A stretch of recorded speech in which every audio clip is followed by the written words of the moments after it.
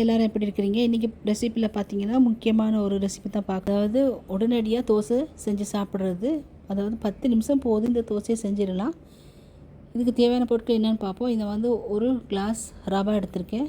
ரவையை வந்து சின்னதாக அரைச்சிக்கிறணும்.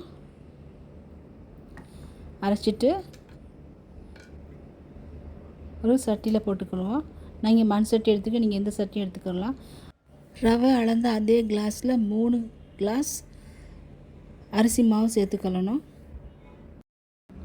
சீனி ஒரு டீஸ்பூன், உப்பு ஒரு டீஸ்பூன், 2 டேபிள் ஸ்பூன்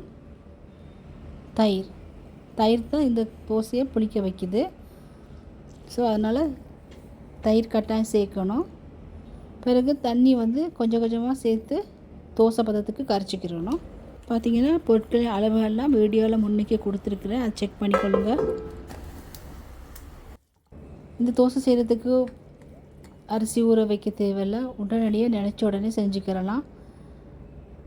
நீங்களும் ட்ரை பண்ணி பாருங்கள். இது நான் தாளித்து எடுத்திருக்கேன். தாளிக்கிறதுக்கு கருவேப்பிலையும் காஞ்ச மிளகாயும் சேர்த்துருக்குறேன். தோசைக்கல் சூடான பிறகு தண்ணி கொஞ்சம் தெளிச்சிட்டு தோசையை ஊற்றிக்கொள்கிறேன்.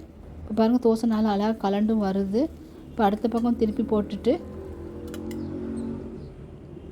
லைட்டாக வெந்த பிறகு எடுத்துடணும். இதோடு சாப்பிட்றதுக்கு சூப்பரான ஒரு சட்னி செய்ய போகிறேன். நல்லெண்ணெய் கொஞ்சம் போட்டுட்டு கடலைப்பருப்பு, உளுந்து பருப்பு, வெள்ளைப்பூண்டு, இஞ்சி, வெங்காயம், கருவேப்பிலை போட்டு தாளித்து எடுத்து தேங்காயில் போட்டுக்கிறோணும். பிறகு நான் இங்கே வந்து காஞ்ச மிளகாய் கொஞ்சம் அவிச்சு எடுத்துட்டு அது கூடயே புளியும் சேர்த்து தண்ணியில் கரைச்சிக்கிறேன். அந்த புளி தண்ணியும் போட்டு உப்பும் போட்டு நல்லா அரைச்சிக்கிறணும். சட்னி ரெடி. நீங்களும் ட்ரை பண்ணி பாருங்கள். இந்த வீடியோ பிடிச்சிருந்தா ஃபாலோ பண்ணுங்கள்.